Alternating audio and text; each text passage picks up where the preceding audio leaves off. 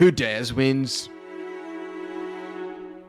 So after my friend, The motto of the SAS. like, oh, So just to get everyone remembers, he watched his friend get stabbed to death by some insane person. Yeah, he murdered his friend. I was Yeah, he. Just a long explanation of how he was the one who murdered his friend. and I returned to my home. He got away with it somehow or something. I tried to find some good out of that situation, and I looked back at the way I had behaved there.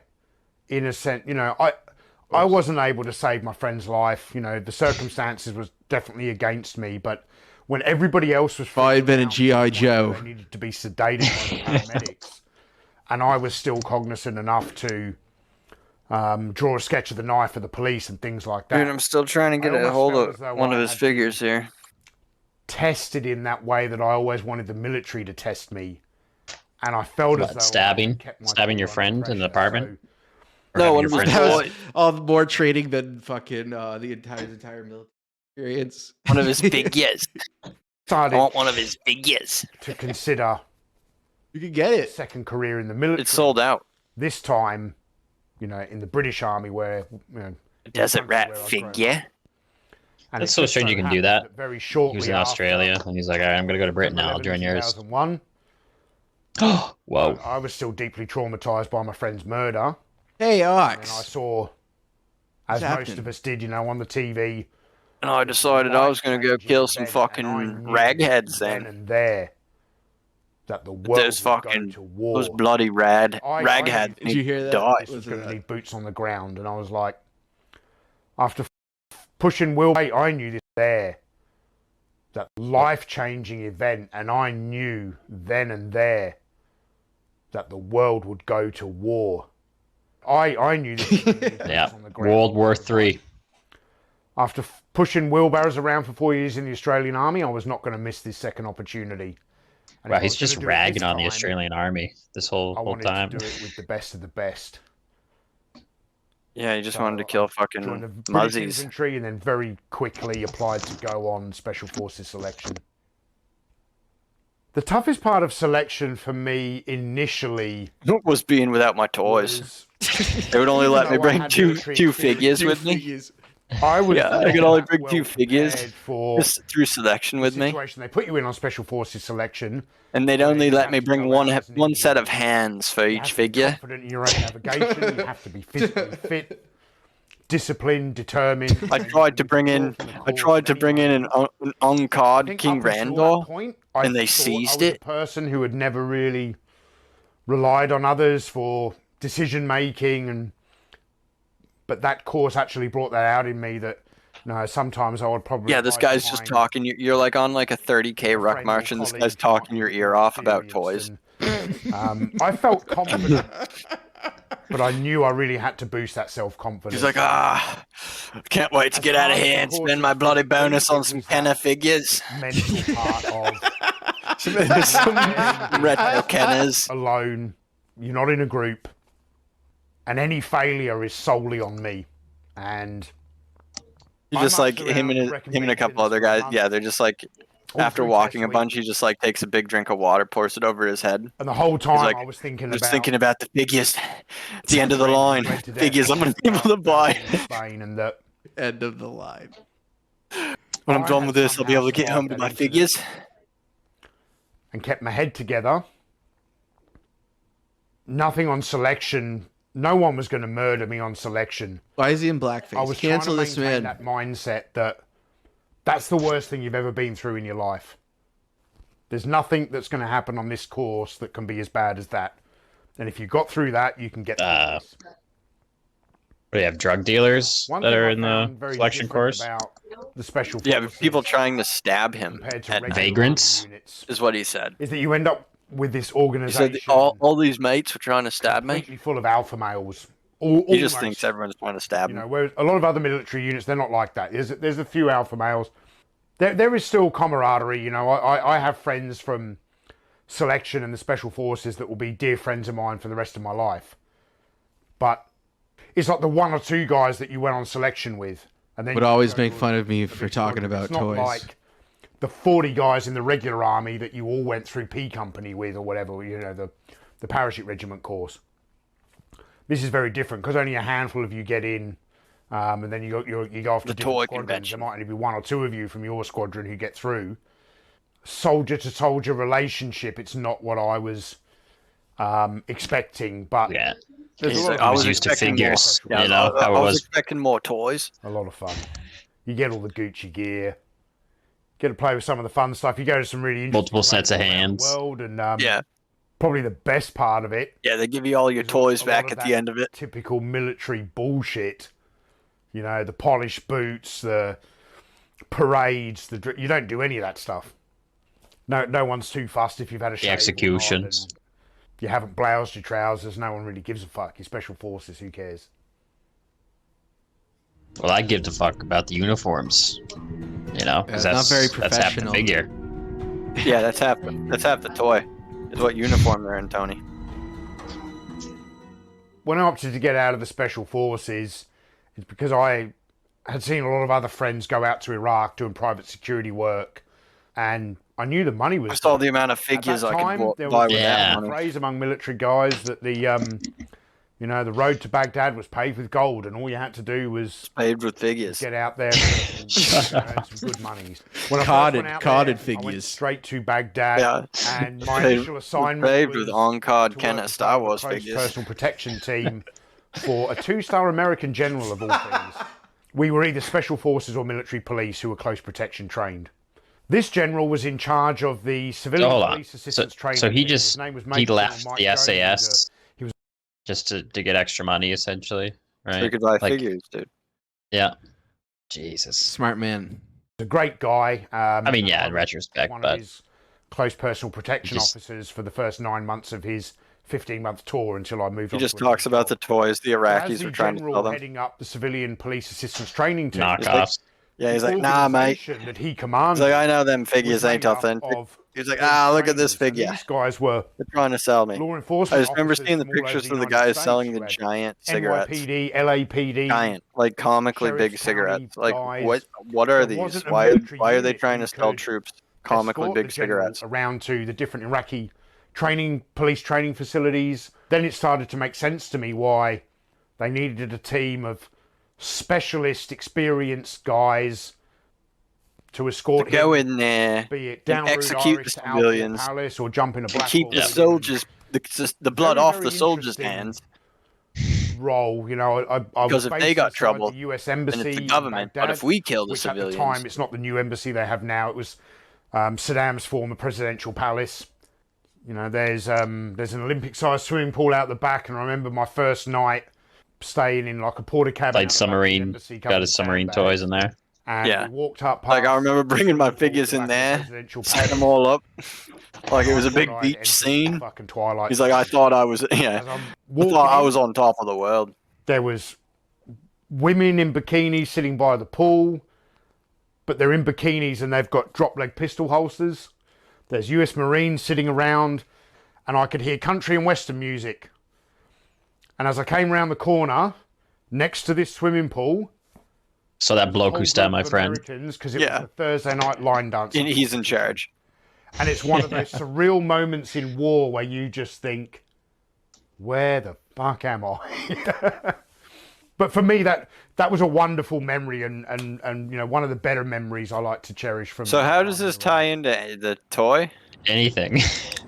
2 British contractors from my company were killed yesterday. An IED or whoa, archival footage. Hit the vehicle, hit the lead vehicle, killed 2 of the lads. Politicians and the people back home, you know, they're interested when servicemen are killed, but ex-servicemen, you know, we're out here doing the same job, but you know, obviously because we've come for the money and not for. I mean, this was a different time, dude. Blackwater had just killed a bunch of civilians. Well, he probably thought that was pretty based. Oh, I thought that was an e-cigarette for a second. It's not pleasant at all. Yeah, it's like this was filmed like 6 months ago. I suppose, in his backyard. That's just a generator. He's challenge. Yeah. One off in the background. It's a wig. That I worked for had a different contract. It pans over to his mates that are blowing up. It's just a toy Jeep that's been exploded with dead G.I. Joes. Iraqi Just totally lost it. And I heard that they had a number of what they called reconnaissance liaison teams that were made up of 3 to 4 well-experienced, well-trained expatriates, mostly British, but a few Americans and Australians as well, who would recruit and train 5 to 6 local Iraqis, bring them into the team, and basically the US State Department was spending billions of dollars. Yeah, I would never want one of those fuckers with a... Iraq, we weren't rebuilding what was done during the war. Behind my back, we were rebuilding what Saddam had neglected since the 1970s. Roads covered in potholes that were so dangerous that people were getting killed on them every day. Yeah, we put grenades there instead. Yeah, really. They had oil-rich country. None of the we'd fill it with dead bodies instead. The potholes. We stand Saddam Hussein schools, here at Tards broken on down Deck. hospitals. We are The State Ba'athists. Department and this whole concept of rebuilding Iraq was Right, I disagree. damage, Go on record. Sure, there was damage caused during. For the record, you're not a member of the Ba'ath Party. But what I saw being rebuilt over the next 4 years in Iraq, it was neglect from the Saddam regime.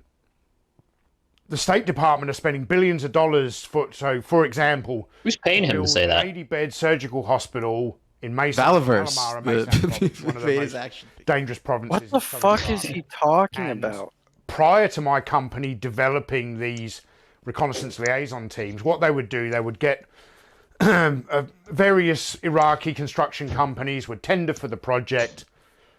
Yeah, Frendo, there was some weird Nebuchadnezzar. Nebuchadnezzar. Yeah, I know. However many $1 million. There was some stuff going on with Saddam. But because the area was too dangerous for the civil engineers to travel to, you need to understand a lot of the civil engineers were not military people. They were civil engineers, working as contractors for the Department of Defense or State Department. They didn't want to travel 200 kilometers across southern Iraq and risk getting blown up. So for real, why is there an action figure in the frame? That's pretty nuts. Initially, the contracts were. Oh yeah. It's one of them is his. The smaller one that's out of its bag, that's closest to him. That's him. That's an action figure of him. It's him as a SAS, not as a contractor. So this whole contractor part is kind of for these reconnaissance liaison teams. Just the reason they were 2/3 Iraqi was that these people. And he probably doesn't need to be saying this stuff. Intricacies of the area, they had connections with local sheikhs. It's probably just better to not talk about contract work. To areas that even close, especially in something like this, because it was too dangerous. Yeah, so I could this guy's gonna get thrown in a cell for this fucking video. Take photos, interview some people, write what they call a. Yeah, they're gonna be like none of those guys' faces are blurred. And give regular updates to show them where their money was going. So they started to really probably all dead the at this money to point. The contractors. Yeah, that's why. As opposed to the early days when they gave them lots of money. And through our constant visits and reports, we basically someone's just taking a shit. Loss of a lot of money. Yeah, one of the kids is just taking a dump in the corner, and another just going over to eat it. Hey, I don't tell them how to live. That's how they choose to live. It's their culture. We have to respect it. Here we go. I used to work into the lady boy segment in Iraq and 1 month off, and when I first started working there, because I was there for you'd go from Iraq to Bangkok. I was about to say, if you think you're gonna die, that's probably most people's destination. When they get to 3 times. Yep. I was learning that most of the guys in Iraq didn't have to pay tax on the money they were earning. It just depended on where they live to make that kind of legal. Coincidentally, Australia. Okay, they cut him off after. Yeah, why are they saying this, dude? He should. Did you just hear what he said? So these military guys, contractor guys, are just skirting tax laws by living in places like probably Ireland, Puerto Rico. 2 to 4 weeks a year in this country. Oh, Tony, you're a dumbass. So I followed a lot of other contractors out to Thailand. Started having my money go into a Thai bank account. Bangkok. Oh my God. That was paradise because there was a huge community of us contractor types Oh, geez. yeah. Oh, poor ladies. Guys, Royal Marines. And yeah, to start off with it was great. You're in this One of paradise those girls in is currently Thailand, missing. enjoying the nightlife. You know, there's lady boys of everywhere. disposable income, but you keep doing that. You keep risking your ass for 3 months at a time in Iraq, having 1 month off and spending that month barely seeing daylight and drunk the entire time. It starts to take a toll after a while. Big clits in Thailand. Dad got hit the other day. One of my colleagues is a fellow team leader. Is this even him? Out of Victory Base. He just happened to. I watched him get stabbed to death, and the guy got away. Yeah. And for me, it keeps happening. Really search. So he's a Spaniard. I've been in this country a long time now. I've spent several years of my life out here. Am I pushing my luck much further? Should I? He just starts now? freaking out. She's like, I hate these people. Where the fuck do I go from here? Animals. What do I do? Save from like Attack of the Clones. 9 to 5 job. They're animals. They're all killed them like animals. Or England. No. My life here in Iraq now is what's normal for me. Behind him is a map of Bin Laden's a bunker or encampment. It's just like troop movements. Back to whether it's Australia or wherever, and go fucking mad. Again, should that be on screen right now? I mean, I guess now it doesn't matter. Yeah, now it doesn't matter. But like, even when he's filming it, it's like you probably shouldn't do that in front of that. I don't know. I just go crazy for 3 weeks, and well, he's going crazy.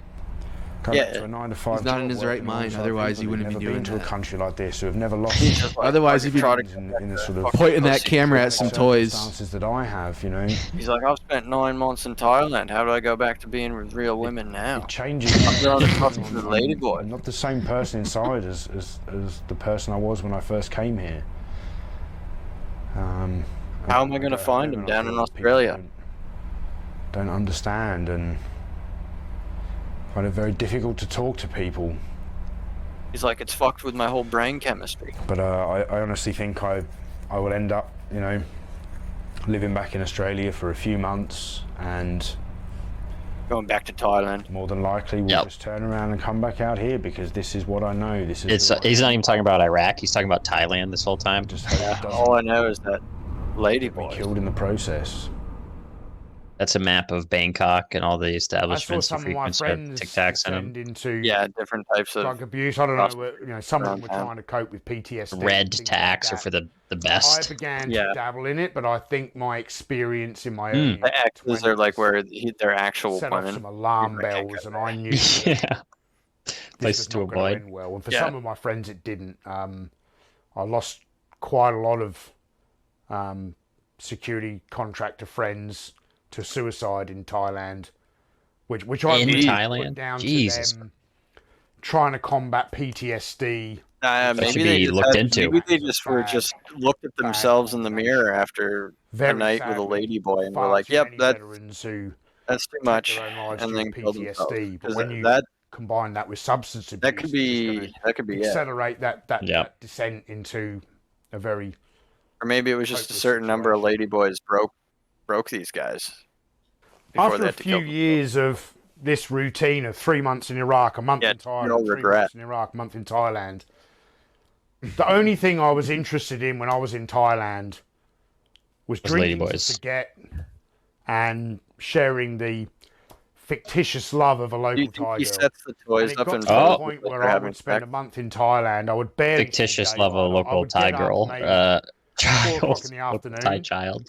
I would go to the pub for breakfast. I would eat a meal with a couple of beers. That would normally be the only meal I would eat in 24 hours. From there, I would go to a pool hall. Nice. I would start gambling. Over games of pool playing with local Thai girls. We would go to go-go bars or strip bars, whatever you want to call them. The night would progress, and then I would normally find myself in a bar called JP. At around 7 o'clock in the morning, I would arrive there at about 7 in the morning. This place was that's Thai initials for boy pussy.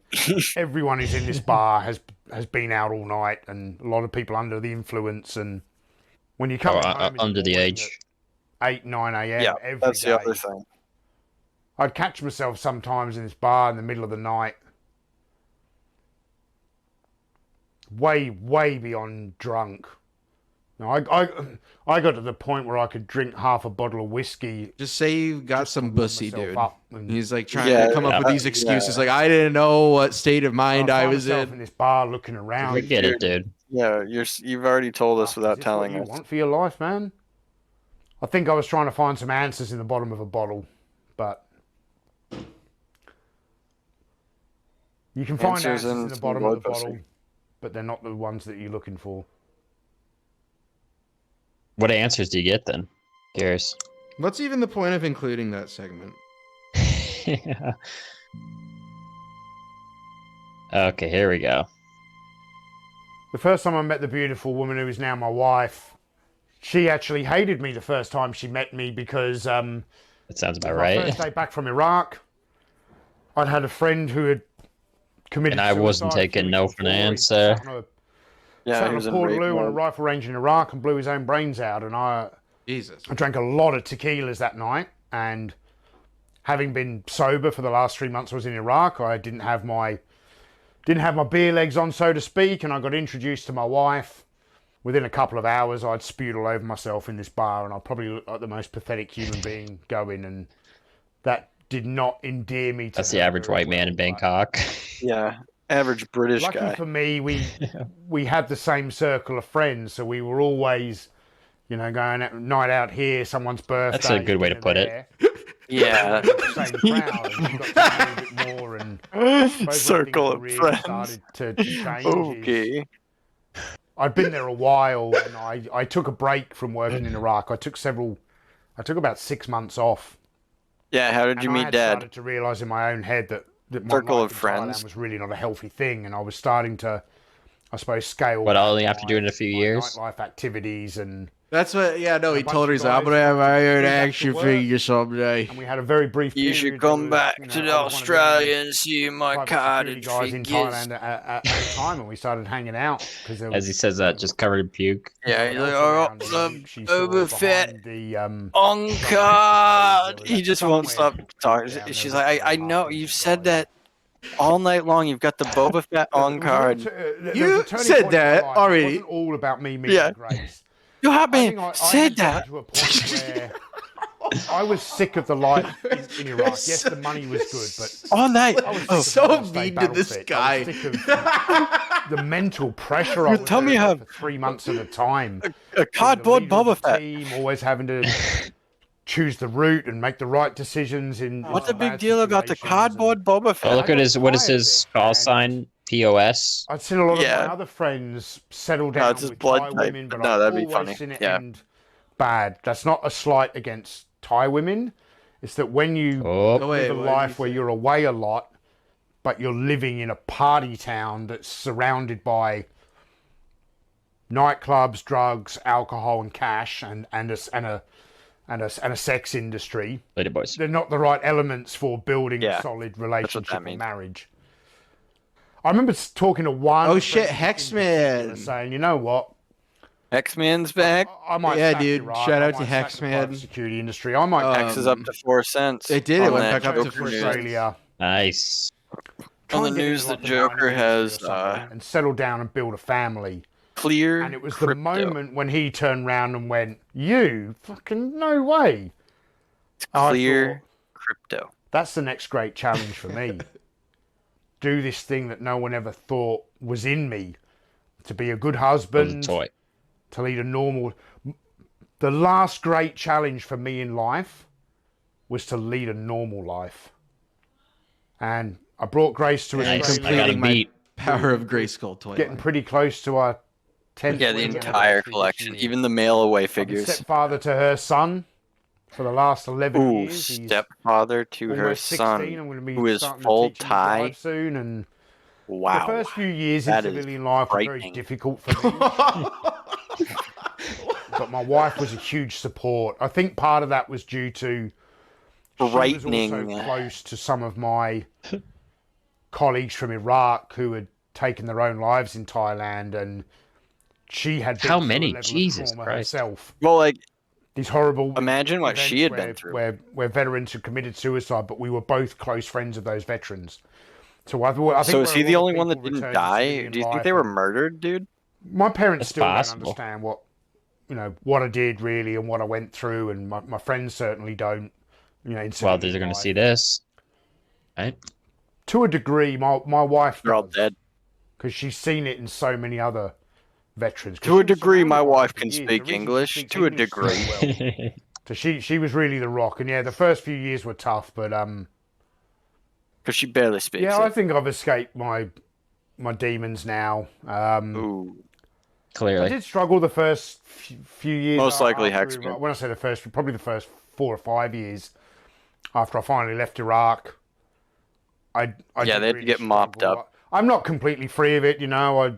I still tend to drink a bit too much alcohol, but I've been clean of the drugs for years. Oh, I wonder if that's when he got mad at that other toy man over their beef. Starting a YouTube channel and having a creative outlet. I've got quite an obsessive compulsive personality. I think a lot of special forces guys do. You need to be a little bit obsessive to be driven enough to get through that course, and you need to be I had that, but I didn't have anywhere to put that energy, and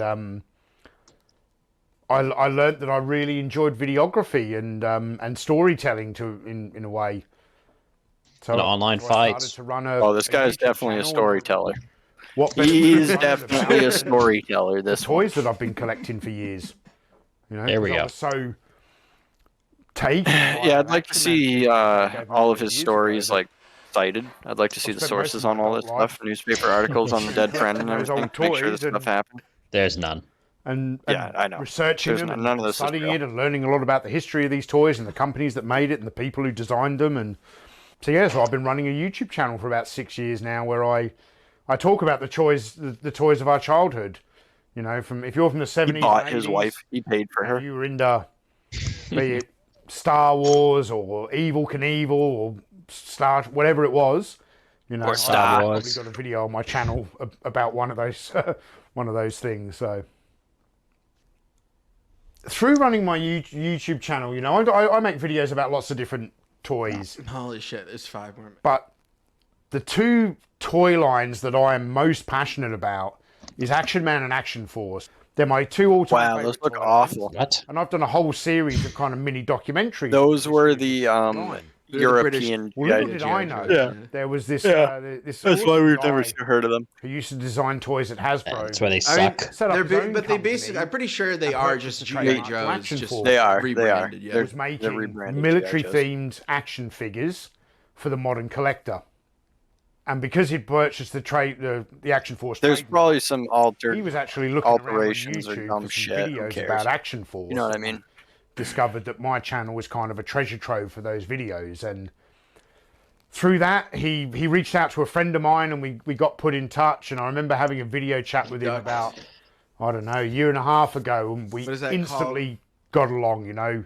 Docking. I'm pretty sure he kind of liked me. What? They docked through that private chat. He started to learn their penises, a bit about you know what I'm talking about, and stuff like that as well. And yeah, because that's like I don't know how that's even possible. Of that first video chat I had with him, like he told me sometime later that he got. I had some delicious. I made some chili. That guy I watch on YouTube.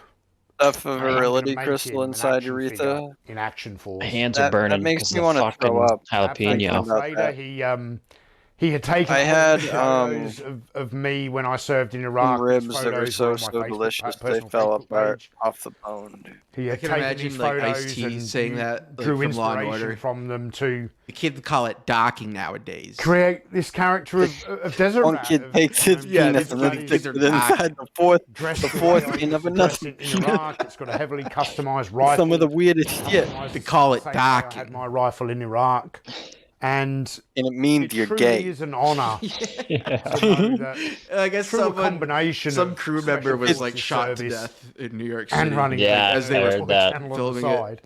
The combination kids are of those saying No, it was they before filming it. Oh, it was, but it he was during specifically production. targeted. passionate about this particular brand. Really? He was And I'm there so early, incredibly humbled and he was specifically and honored targeted. Really? I think there's a that Bobby brought conspiracy. me Yep. into the line.